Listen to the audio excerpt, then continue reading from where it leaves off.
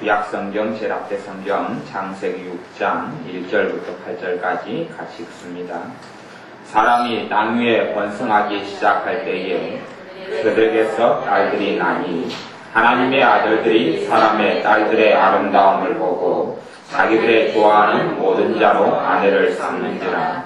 여호와께서 가라사대 나의 신이 영원히 사람과 함께하지 아니하리니 이는 그들이 육체가 됩니다. 그러나 그들의 날은 120년이 되리라 하시니라. 당시에 땅에 네피림이 있었고 그 후에도 하나님의 아들들이 사람의 딸들을 취하여 자식을 낳았으니 그들이 용사라 고대의 유명한 사람이었더라. 여호와께서 사람의 죄악이 세상에 관영함과 그 마음의 생각의 모든 계획이 항상 악할 뿐임을 보시고 땅 위에 사람 지으셨음을 한탄하사 마음에 근심하시고 가라사대 나의 창조한 사람을 내가 지면에서 쓸어버리되 사람으로부터 육축과 기는 것과 공중의 새까지 그리하리니 이는 내가 그것을 지었음을 한탄함이니라 하시니라. 그러나 노아는 여호와께 은혜를 입었더라. 아멘. 하나님께서는 침묵하실 때가 많습니다. 하나님께서는 사람에게서 침묵하실 때가 많은데 사람들은 그렇게 생각합니다. 하나님께서 함께 하시면 무엇이든지 잘 풀려질 줄로 생각합니다. 하나님께서 함께 하시고 은혜를 주시면 무엇이든지 잘 술술 될 걸로 예측하고 예상합니다. 그러나 우리 주님께서는 그렇게 말씀합니다. 내가 너희를 화평케 하러 온 줄로 아느냐? 내가 너희를 불화케 하려 합니다. 라고 말씀합니다. 내가 너희에게 거물주로 왔다. 내가 너희에게 거물주로 왔으니 나로 인하여서 아비가 자식과 함께 불화하고 나로 인하여 형제가 자매가 불화하고 심지어는 나로 인하여 부부 사이가 불화할 수도 있다라고 말씀하시는 것. 우리는 주님을 믿으면 주님을 따르면 내 가정이 행복하고 내 가정이 평안하고 내 가정이 잘 될 것을 기대하고 소망하고 바랍니다. 그러나 주님은 전혀 다른 말씀들을 하신 적이 많았다는 사실은 우리가 기억하기를 싫어합니다. 우리는 사실은 그런 의미에서 하나님의 기대치와 우리의 기대치가 너무나 다를 때가 많습니다. 예수님의 제자 요한과 야고보가 아주 높은 자리에 앉고 싶었습니다. 예수님의 제자 야고보와 요한이 예수님의 좌편과 우편에 앉고 싶어 했습니다. 예수님께서 하나님의 왕자에 앉을 때에 그 왕자가 세상의 왕자인지 어떤지는 그들이 잘 모르는데 어찌됐든 주님께서 그분의 영광을 받으시고 왕자에 앉으실 때에 예수님의 제자 요한과 야고보는 예수님의 오른편과 왼편에 앉고 싶었습니다. 그리고 자기 엄마를 일러서 엄마에게 이야기해달라 그럽니다. 아마 요한과 야고보가 그때까지 마마보이였는지 어쨌는지 모르겠습니다만은 사실은 요한과 야고보와 예수님과의 족보 사이에는 사촌지간이 되고 그래서 요한과 야고보의 엄마가 예수님의 이모가 되지요. 이모는 아주 가까운 사이니까 내 자식들을 예수님의 오른편과 왼편에 앉혀주소서라고 부탁합니다. 그럴 때 주님께서 예수님의 제자인 요한에게 그렇게 묻습니다. 너가 내가 마시는 잔을 마실 수 있느냐? 묻습니다. 너가 내가 마시는 잔을 마실 수 있느냐? 묻습니다. 우리는 과정 없이 결과만 기대합니다. 과정 없이 결과만 기대해서 인내의 기간을 보내기 싫어합니다. 너희는 인내를 온전히 이루라. 너희로 구비하여서 조금도 부족함이 없게 하려 합니다. 우리는 인내라는 것을 배우지를 않습니다. 인내 없이 고통의 시간 없이 연단의 시간 없이 그냥 내가 기도 조금 하면 앞날이 대로처럼 열릴 걸 생각합니다. 그리고 물론 그런 말씀들과 그런 설교들을 좋아하고 목사님들이 그런 설교들을 많이 합니다. 그런데 하나님의 말씀은 그것과는 전혀 다르다는 게 문제입니다. 하나님의 말씀은 그것과 전혀 다른데 한국 사람들은 과정 없는 결과들만 좋아하는 사람으로 가득 차 있습니다. 그래서 점집이 술집보다 더 많다 그래요. 점집이 술집보다 많아요. 왜 점집이 많으냐? 왜 무당들이 많고 점장들이 많으냐? 그러면 한국 사람들은 자기들이 심지도 않고 뿌리지도 않고 거두려 하기 때문에 그렇습니다. 한국 사람들은 용한, 소위 말하면 무당이나 점장이야 만나면 자기의 꼬인 팔자가 풀려질 줄로 생각합니다. 또한 하나님도 그런 분으로 생각합니다. 그런 생각을 가진 사람들이 신앙 안에, 믿음 안에, 교회 안에 들어왔습니다. 그런 다음에 그 사람들이 이제는 신기한 애언자를 찾아다닙니다. 애언 한번 잘 받으면 꼬인 인생이 풀릴 줄로 압니다. 또한 능력 있는 능력자, 은사자를 찾아다닙니다. 안수기도 한번 잘 받으면 꼬인 인생이 풀릴 줄로 압니다. 그래서 그런 사람들의 심리를 이용하여서 많은 부흥회 광고나 많은 집회 포스터에는 그렇게 붙어 있습니다. 이 부흥회에 참석하면 물질이 막혔던 것이 풀리는 물질 축복권을 가진 유명한 외국 목사님이 오니 그분에게 돈 내고 안수기도를 받으면 막혔던 물질의 문제가 풀린다는 것. 그런 축복권을 이분은 하나님께 받았다는 것. 그런 많은 광고로 사람을 불러들입니다. 하지만 하나님이 과연 그런 분이냐 하는 것. 하나님께서는 너희의 인내를 온전히 이루라. 그렇게 말씀하십니다. 너희가 여러 가지 시험을 만나거든. 시험은 고난을 이야기하고, 시험은 고난을 이야기하고, 때로 환난을 이야기하고, 어려움을 이야기하고, 너희가 여러 가지 시험을 만나거든. 너희가 온전히 기쁘게 여기라.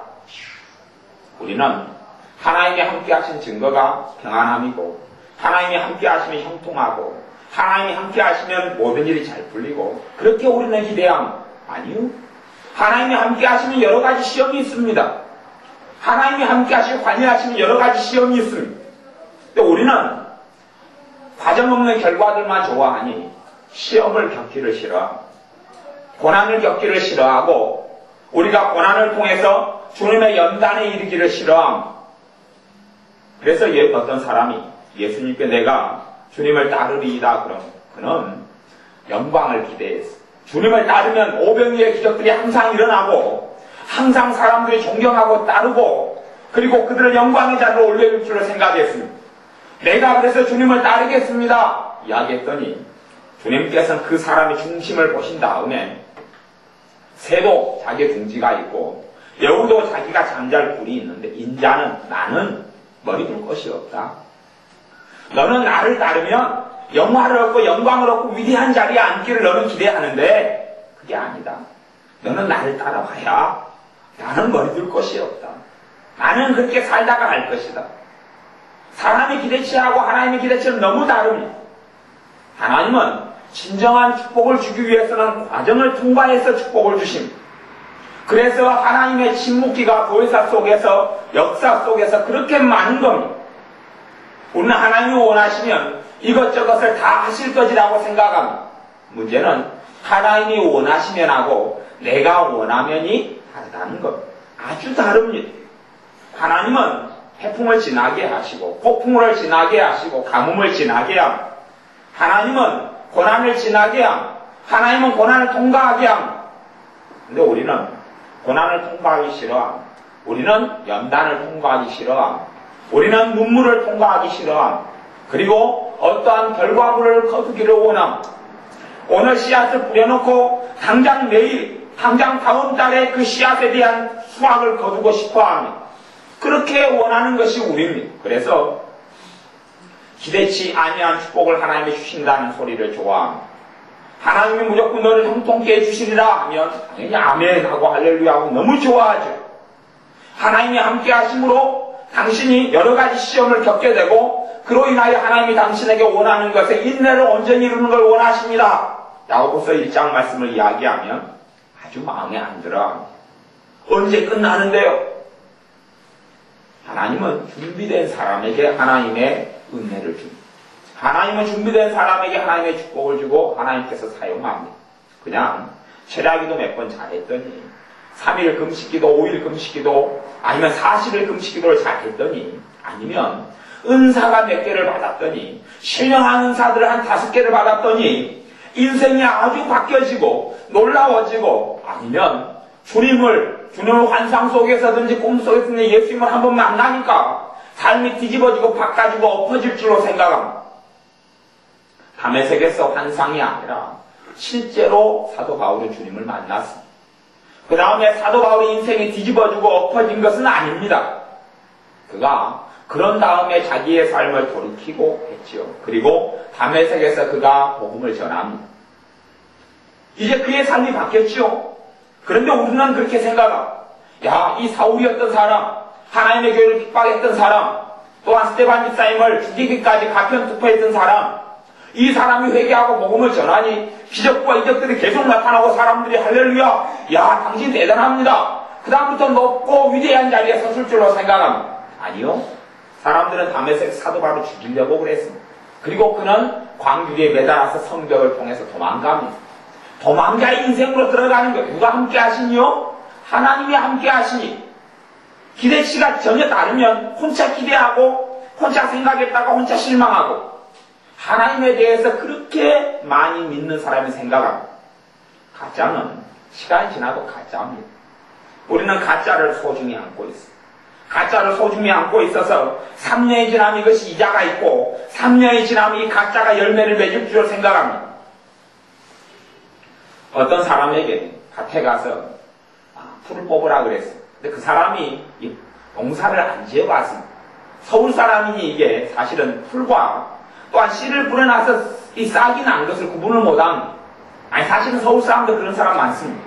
풀 뽑으라 그랬습니다. 농사를 자기가 텃밭을 얻어서 씨앗을 뿌려놨지요. 그래서 씨앗 안에는 풀도 있고 이제 막 자랄 때는 구분이 잘 안 됩니다. 어떻게 농사를 짓습니까? 하고 충고를 했더니 먼저 풀부터 잘 뽑아야 됩니다. 그렇게 이야기해서 자기가 텃밭을 얻은 데를 가서 풀을 뽑았지. 근데 사실은 풀을 뽑은 것이 아니고 씨 뿌려가지고 씨앗이 난 것을 뽑아버린 거예요. 그러니 풀인 건데 너무 잘 자라죠. 파르다니 잘 자랍니다. 그래서 그 다음에 어떻게 해야 됩니까? 거름을 주세요. 거름을 갖다가 나르면 좋죠. 근데 얼마나 잘 자르는지 몰라요. 한 시간이 몇 달 흘러서 가을이 되어서 야 하면아 이제는 수확을 거둘 수 있겠거니 기대를 했어요. 그래서 다시 물어보고 언제쯤이나 수확을 거둘까요? 이맘때 되면 이제 꽤 잘 될걸요. 기대했습니다. 보리를 나름대로 자기가 보리를 심어 이맘때쯤만 됐을 거거든요. 그리고 기대를 하고 가보면 근데 안 나는 거예요. 왜 아직 보리가 안 맺혀요? 다시가 무슨 어떻게 해야 됩니까? 나랑 한번 가봅시다. 밭에 가봤더니 잡초 풀만 가득 있는 거예요. 이게 무슨 일입니까 대체? 왜 이것만 있습니까?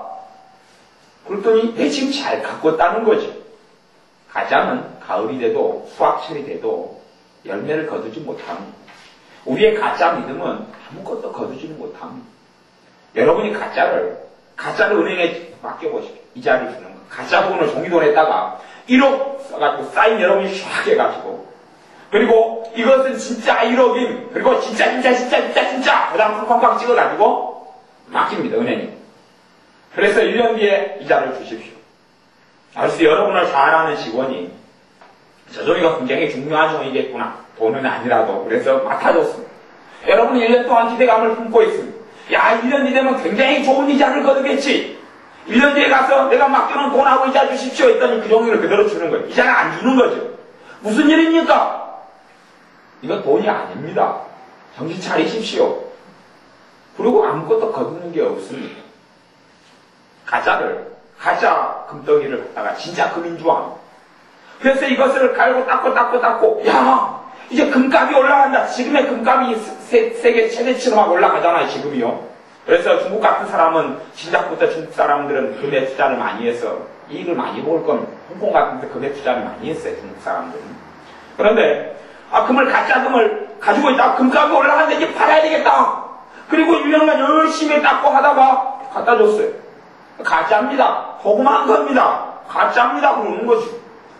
가짜는 1년 동안 애기중지 해봐야 열매를 거두지 못하니 하나님의 기대치와 내 기대가 하나님의 뜻과 내 뜻이 같아야지 열매를 거두지 하나님의 뜻과 내 뜻이 틀립니다. 하나님께서 원하시는 과정과 내가 원하는 과정이 틀립니다. 그리고 나는 내 생각을 가지고 1년, 2년, 10년을 열심히 기도합니다. 10년 뒤에 10년이 지나도 아무 열매를 못 거둡니다. 그러면 믿는 사람은 그렇게 생각합니다. 아이고 하나님께 기대해봤자 별거 없네. 신앙생활에 별로 기대할 게 없네. 기도에 별로 기대할 게 없네. 열심히 또 아니면 1년 동안 목표를 정해놓고 열심히 기도하고 이랬습니다. 그런데 그 예수님을 하나님이 도와주시느냐? 아니요. 하나님의 뜻과 사람의 뜻이 다를 때 하나님은 사람의 뜻을 봐주지 않습니다. 도와주시지 않습니다. 오히려 하나님은 침묵하십니다. 그래서 오늘 창세기 6장의 말씀에도 사람이 땅 위에 번성하기 시작할 때 그들에게서 딸들이 나니 그리고 하나님의 아들들이 사람의 딸들의 아름다움을 보고 자기들의 좋아하는 모든 자로 아내를 삼은지라. 신학적으로는 여러 가지 뜻이 있지만, 그리고 많이 해석하지만 본질은 그렇지 않습니다. 어떤 사람은 하나님의 아들들, 그래서 소위 말하면 천사들이다 그렇게 해석하고 그러면 다 거짓말입니다. 천사는 육체를 안 가지고 있기 때문에 그들은 결혼도 안 하고 시집도 안 갑니다. 하나님의 아들들이라는 뜻은 성령 충만한 사람을 이야기하는, 하나님의 뜻대로 사는 하나님의 자녀들을 이야기하는, 하나님의 일을 뜻대로 살아가고 성령님께서 이 말에 있는 사람들, 말하면 영에 속한 사람들, 골도 전설을 이야기하면 영에 속한 사람, 영적인 사람, 이런 사람들, 그런 하나님의 혈통을 따라서, 믿음의 족보를 따라서, 이런 하나님의 자녀들이, 아담의 족보를 따라서 이런 자녀들이 아벨의 믿음과 후사를 이어서 하나님의 자녀들이 땅 위에 많이 있었습니다. 그런데 3절에 하나님께서 그렇게 말씀합니다. 여호와께서 가라사대 나의 신이 영원히 사람과 함께하지 아니하리니 이는 그들이 육체가 됨이라. 이 육적인 사람으로 변해버려. 육적인 사람으로 주님을 쫓아가는 것, 주님을 기쁘게 하는 것, 아무 의미가 없어지는 것. 그리고 성령의 사람들, 주님의 사람들이, 말씀의 사람들이 육적인 사람으로 변화해버리는 거예요. 우리는 그렇게 생각합니다. 성령님께서 역사하셨고 하나님이 함께 하시니 하나님이 사람을 바꾸면 될 거 아니에요. 아니, 하나님이 강한 분입니까? 사람이 강한 분입니까? 하나님이 강하잖아요. 바꾸면 되잖아요. 하나님은 떠납니다. 하나님은 떠나가십니다. 거기에서 여기가 지금 이 땅을 떠나가시는, 영구히 함께 거하시다가 떠나가시는 성령님의 사건이 나오고, 그리고 역사 속에 성령님이 계속 역사에 오셨지만 본질적으로 이 땅 위에서 성령님께서 떠나시는, 그리고 오순절에 성령님이 임하시는 그 서로 다른 사건이 창세기 6장에 성령님이 떠나시는 사건, 그다음 사도행전 2장에 다시 이 땅에 오시는 사건이 나옵니다. 하나님은 떠납니다. 하나님은 못 견디하시는 것, 하나님은 침묵하시는 것. 그리고 5절에 보면 여호와께서 사람의 죄악이 세상에 관여함과 그 마음의 생각의 모든 계획이 항상 악할 뿐임을 보시고, 사람들의 마음과 생각이 하나님과 전혀 다른 겁니다. 항상 악합니다. 우리는 생각하기를 하나님이 사람을 변화시키면 되잖아, 바꾸면 되잖아. 그래서 우리가 기도할 때도 기대치가 그렇습니다. 하나님, 내가 내 자식을 위해 기도하면 내 자식 금방 바뀌는 거예요. 내 남편을 기도하면 내 남편이 금방 바뀌는 거예요. 내 아내를 위해 기도하면 내 아내가 금방 바뀌는 거예요. 그렇게 기대합니다. 아니요. 너가 나를 따르면 너 가족과 너가 원수가 된다. 원수가 된다. 너는 나보다 부모나 형제나 처자를 더 사랑하는 자는 하나님 나라 합당치 않다. 누구든지 자기를 부인하고 날마다 자기 십자가를 지고 나를 좇을 것이니라. 따를 것이니라. 우리 자기를 부인하지 않지요. 나를 부인하지 않지요. 나를 부인한다는 것은 첫째 의미가 그렇습니다. 내가 내 인생의 주인 되어 살다가 주님이 내 인생의 주님 되시는 것을, 주님이 내 인생의 주인 되는 걸 이야기합니다. 그런데 우리는 우리의 인생의 왕좌에서 끊임없이 안내로 오려 그러면, 내 뜻, 내 생각이 중요하고 하나님의 뜻을 내 뜻에 굴복을 시키려 그러면 하나님이 굴복되시느냐? 아니요. 침묵하십니다. 침묵하십니다. 주님이 내 삶에, 내 생각에, 내 감정에, 내 정서에, 내 인생 계획에, 내 살아가는 길에 주님이 되시는 것이, 그리고 그 자리에서 내가 내려와서 주님을 매일의 삶 가운데 순간순간에 주님을 주인으로 모시고 사는 것이 자기를 부인하는 겁니다. 어떤 사람들처럼 자아를 죽인다 이렇게 표현하기도 하는데 좀 극단적인 표현이라고 저는 좀 생각해요. 자기를 부인하는 것이. 근데 그렇게 하기는 싫죠. 내 뜻과 내 꿈과 내 야망과 그것을 위해서 하나님께 기도하는, 하나님 내 야망이 이루어지게 해주십시오. 내 꿈이 이루어지게 해주십시오. 그리고 열심히 기도하고 구합니다. 그러나 사실은 하나님의 꿈이지 않는 한, 또한 하나님의 꿈이라 할지라도, 하나님의 꿈과 열망을 지닌 사도 바울이라 할지라도, 바나바라 할지라도, 신라라 할지라도, 디모데라 할지라도 과정을 다 걸어갔습니다. 그들이 무슨 환난을 안 당했습니까? 예수를 믿으면 만사형통한다. 다 거짓말입니다. 그런 거짓말이 어디 있습니까? 요셉이 형통했습니다. 요셉이 노예로 팔려간, 아니 노예로 팔려간 게 형통입니까?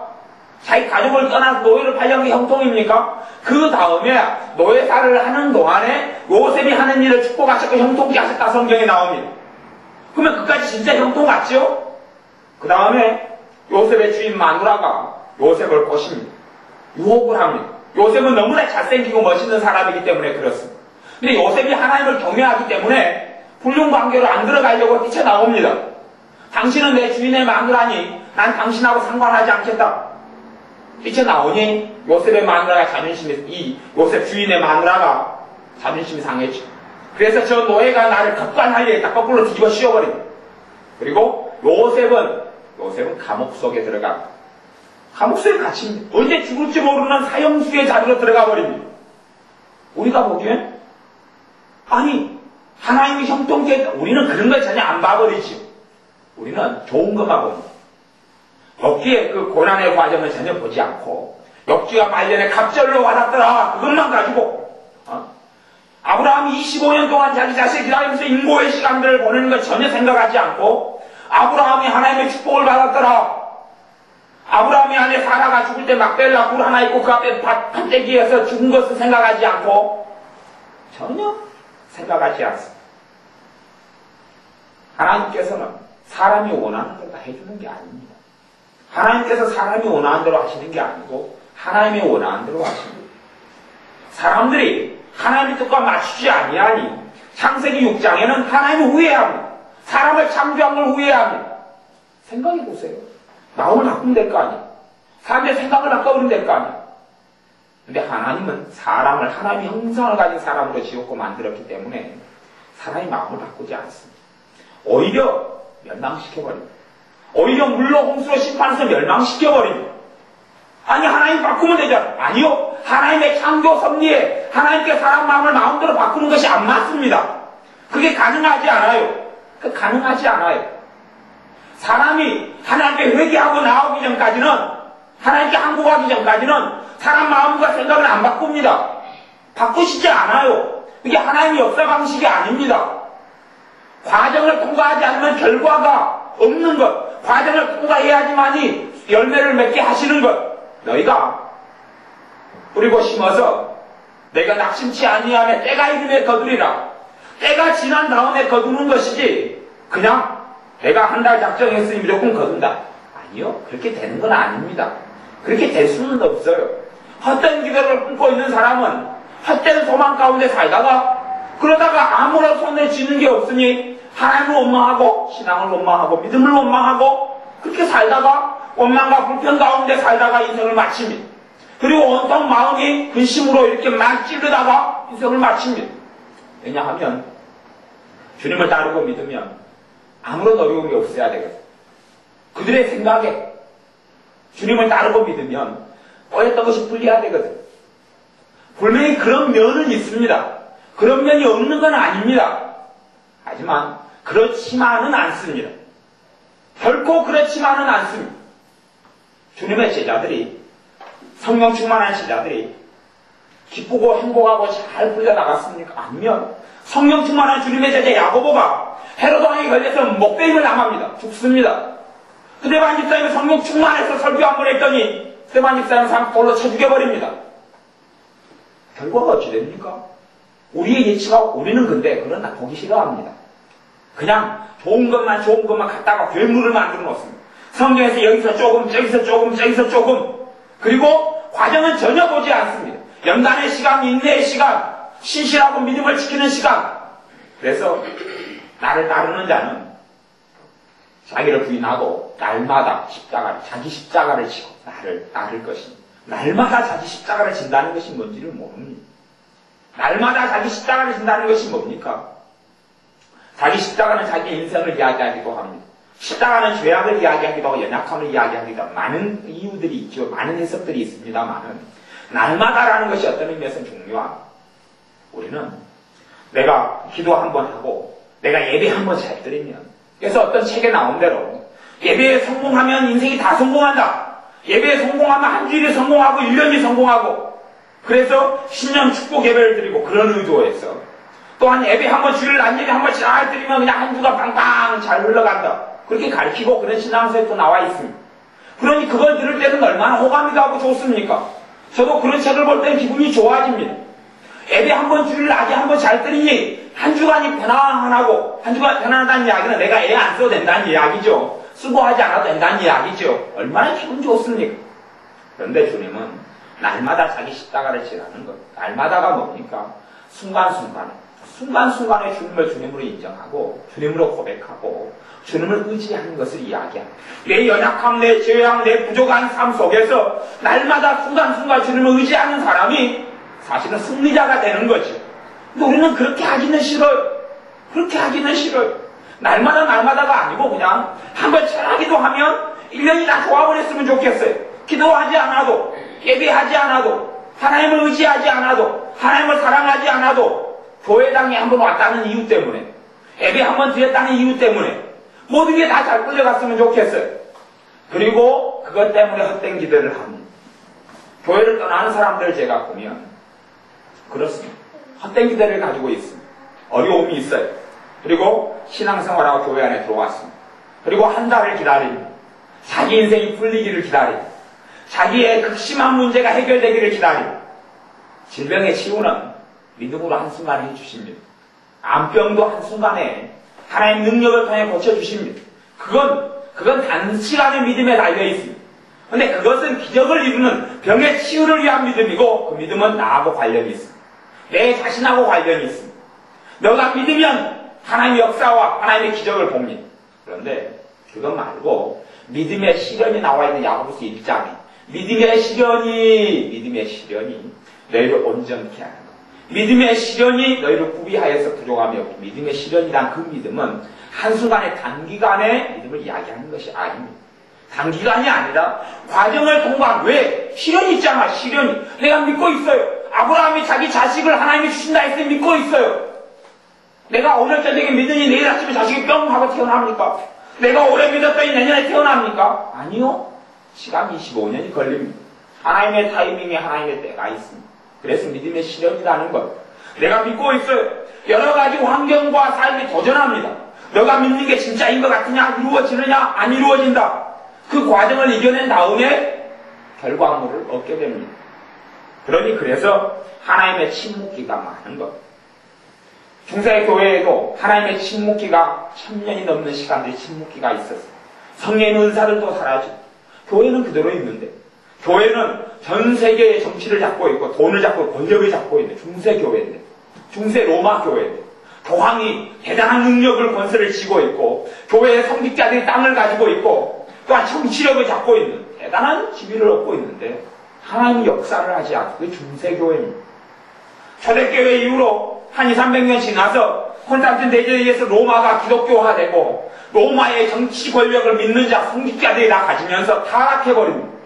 모양은 교회고 지금보다 훨씬 화려한 교회, 스테인드 글라스의 화려한 그림에 하지만 교회 속의 말씀은 사라지고 주님을 경외함은 사라지니 이 노아 시대 때 하나님께서 사라지셨듯이 노아 시대에 하나님이 침묵하시고 심판하셨듯이 중세교회 가운데 하나님이 침묵해버리십니다. 우리는 생각하죠.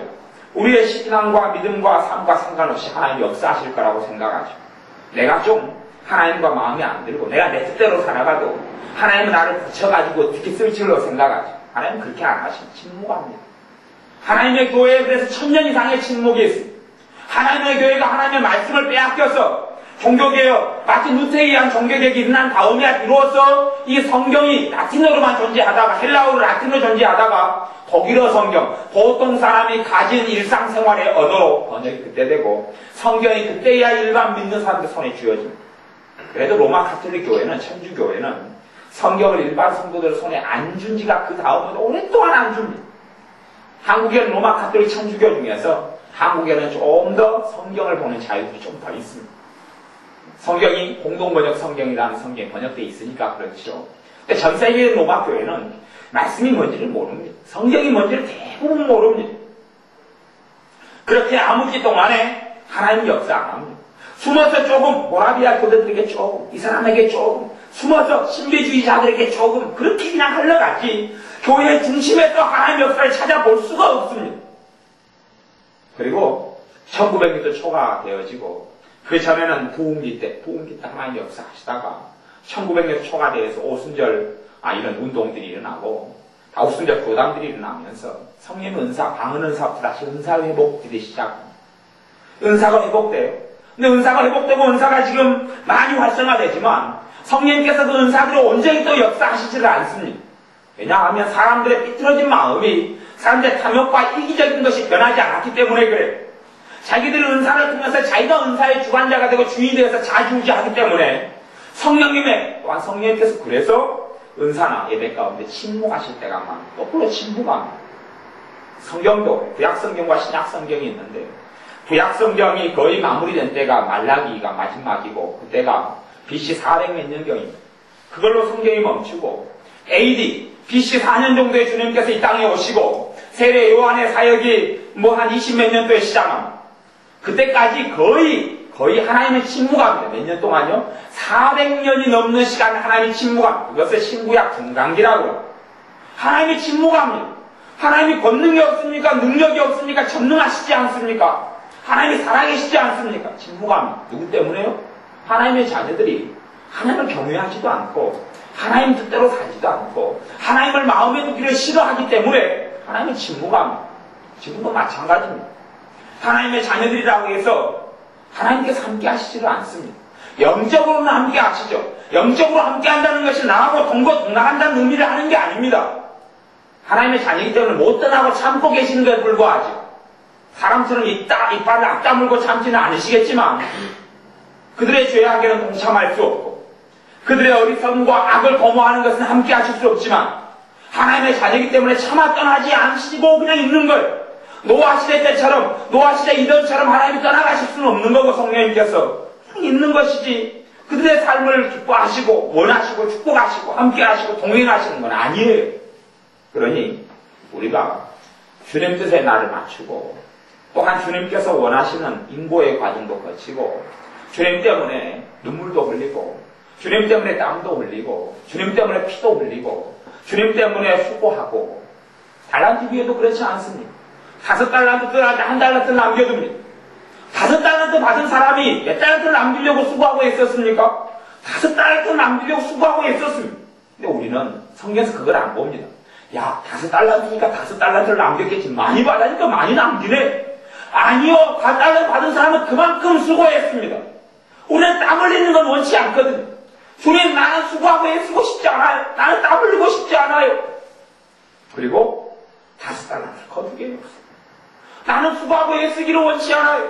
주님을 닮아가기도 원치 않고 마음이 청결케 되기를 원치도 않고 위에 굶주린 자가 되기도 원치도 않고 심령이 가난케 되기도 원치 않고 부자 청년이 다 누리고 부자 청년이 다 누리죠. 다 가지죠. 다 가지고 있어서 이제 예수님께 나와서 어떻게 해야 선한 선생님이여 영생을 얻으리까? 내가 다 누리고 있는데 돈이 많아서 그리고 젊은 관원이어서 다 누리고 있는데 내가 예수님의 말씀을 들어보니 내가 영생도 누려야 되겠습니다.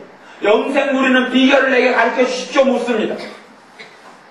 부자 청년은 전혀 희생도 하지 않고 헌신도 하지 않고 주님이 돈만 요구한다면 돈은 어마어마하게 많으니 좀 부자 청년이면서 관원이니 명예도 얻었습니다. 부족한 게 없죠. 영생이 하나 필요해요. 주님의 말씀을 들어보니 구원을 받아야 되겠거든. 죽은 다음에 하나님의 나라 천국에 가야 되겠거든. 하나님의 영원한 생명을 받아야 되겠거든. 그러니 주님께 무엇하여 내가 영생을 얻으리까 묻습니다. 주님은 이 청년의 마음속에 재물이 가득하고 돈이 가득하고 돈에 대한 욕심과 탐심이 가득한 걸 보고 주님은 요구합니다. 그 요구가 관철되지 않으면 부자 청년의 영생을 거둘 수가 없습니다. 주님이 농담으로 하신 이야기도 아니고 너가 가서 너 재산이 이렇게 많이 있지 않느냐? 너가 지금 관원이지 않느냐? 다 버려야 한다. 다 버려야 한다. 너가 영생을 얻기 위해서는 재물 다 가난한 사람들 나눠주고 그리고 너 관원직도 그만두고 나 따르라. 그래야 너한테는 영생이 있다 그러는 겁니다. 우리는 그렇게 생각하지 않죠. 부자 청년이고 관원이고 명예도 있고 돈도 있으면 영생을 얻는 건 여반장이죠. 우리가 생각하는 믿음은 너무 쉽습니다. 하나님이 돈도 가지게 해주었다. 명예도 가지게 해주었다. 하나님이 영생을 얻어 축복하시리라. 그렇게 이야기하죠. 주님은 다 버려야지 얻는다고 그럽니다. 그래서 그러면서 하시는 말씀이 연결되는 말씀은 그런 거죠. 나를 위하여 자기 목숨을 잃는 자가 자기 목숨을 얻을 것이고 자기 목숨을 살리려고 하는 자가 목숨을 잃을 것이다.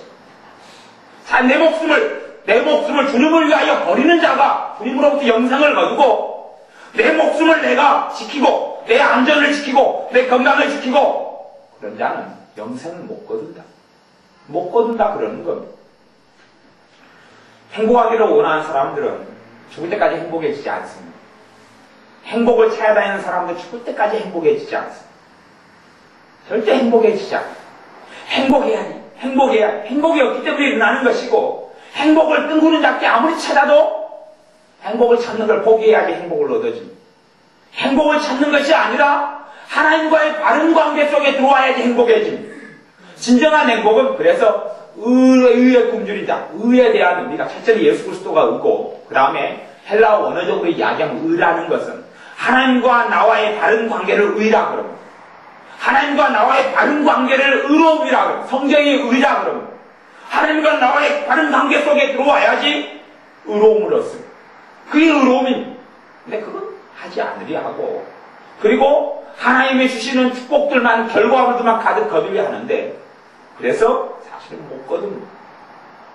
주님을 위해서 핍박을 받아야, 주님과 함께 살아가고 믿음이 성장하기 위하여 고난도 겪어야, 과정 없는 결과는 하나님이 절대 주시지 않습니다.